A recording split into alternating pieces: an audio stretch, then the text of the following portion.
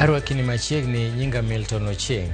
Jokedo ne ratich oganda Bob Njagi to gi Nicholas Oyoo manoteki e piny libamba ma Uganda kaeto dogo we thuolo gi sani loso gi jofwambo e weche kata wi midhiero mane gikale e pinyno. Wawinjane kaka giloso. The human rights fraternity, the civil society. The civil society in Kenya has been operating under a lot of threats from the state, but be it as it may, they have provided us with a lot of support when the time comes. For instance, we've been getting a lot of legal support for the things that we do, because most of the times we find ourselves on the other side of the law when you're challenging those who are oppressing the people. So I want to thank the civil society, Vocal Africa, Amnesty International, Kenya Human Rights Commission, Defenders Coalition, the Kenya National Commission on Human Rights, and there are so many other organizations I may not mention, but they are all part of this movement, for the support that you give the human rights defenders. I am a Kenyan citizen, and all we did was we planned to go and visit Uganda. It's been 15 years since I was in Uganda, and being an East African citizen, we agreed that we should go and see what's happening there. Both look at the opportunities available for business, because we are also entrepreneurs in our country, and we have friends who are entrepreneurs in Uganda. I remember during COVID-19, I was able to supply COVID masks in Uganda with the help of a Ugandan businessman. So our trip going to Uganda was not as such political, though we agreed that as we are there, we had to join our comrades from the NUP party who are launching a manifesto in Jinja. So we spent the night in Jinja town, and the following morning agreed to participate in that event to view what His Excellency Robert Kyagulanyi was going to present as his manifesto to the people of Uganda. And I was very honored to share a podium with the team that evening when we campaigned. Thereafter, we departed going to Kampala for other activities. But as we got to Kampala, the vehicle had a problem, and we parked the vehicle at the petrol station called Starbucks. This fuel station is actually owned by the President of Kenya. I got to know about this later, but I didn't know that at the time. So that's why we parked the vehicle overnight, for us to come and pick it in the morning to fix it as we continue with our journey.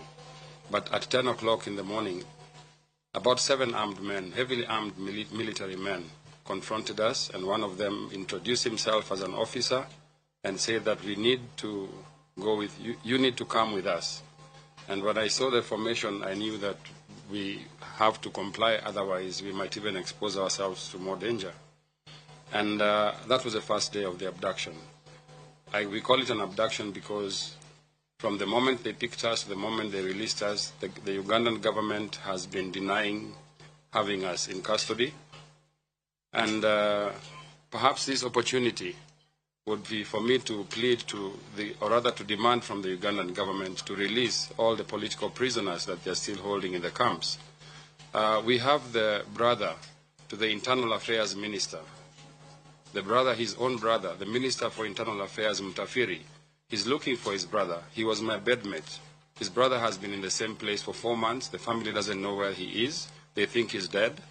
I left him in the cell, and he asked me, Bob, he asked me to talk to you to make sure the message gets to the president, because the president is not aware about some of these things. It is the son, Muhoozi, who is undertaking these crimes against humanity. They have been undertaken at the Special Forces Command Center in Serakasenyi. That is a training ground for the presidential security team. And they call themselves next to none, because they are next to none. They don't take command from any other, either the judiciary, whether it's parliament, whether it's the executive. So this is an armed militia that is operating under the General Muhoozi. And there are so many Ugandans. I left there over 150 of them in custody, people who are serving, who have been kept without going through any court process. They have been detained, some of them up to a year. That is what is calling the fridge, if you want to know what the fridge is. So there are some people who are actually in the freezer, not in the fridge. And as a human rights issue, these people have no cases. Most of them, they've been kept there for political reasons. And we have to come in now as human rights defenders and also say that we should not associate ourselves with such oppressive regimes, starting with Tanzania. And we are hoping on the December 9th, they have declared it an Independence Day. Also in Kenya, we are declaring December 9th will be a total shutdown. We are going to stand in solidarity with our brothers in Tanzania, and we are going to shut our borders in Kenya in solidarity with Tanzania. The Tanzanian embassy, we are actually calling for it to be closed down immediately until further notice. And we are asking our legislators in parliament to push this motion, just like the South Africans did when there was an issue between Palestine and Israel. Okay, they closed the embassy of Israel. Why? Because they were collaborating with our Palestinians to massacre people in Palestine. The same thing is happening in Tanzania. What are we doing as Kenyans? What are we doing as Kenyans for our brothers? So let us wake up, let us rise up, and we realize that the three governments are collaborating between Museveni, our President Ruto, and Samia Suluhu. Our arrest was a coordinated arrest between the Kenyan government. They knew we were crossing over into Tanzania. They raised the alarm there, and those guys did the dirty job for them.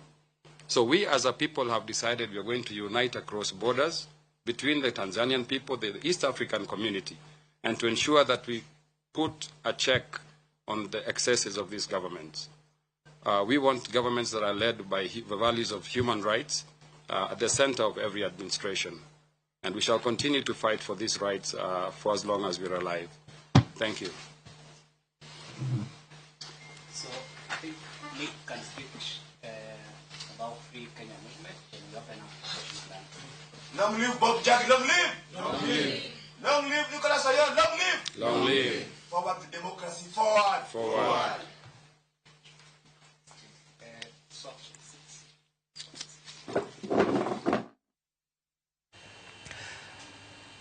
Mana kamano, mano network ma Jokedo ne ratich oganda mano teki e piny Uganda kaeto dogo we thuolo moduogo e pachoka ka giloso achiel kachiel gi jofwamb weche.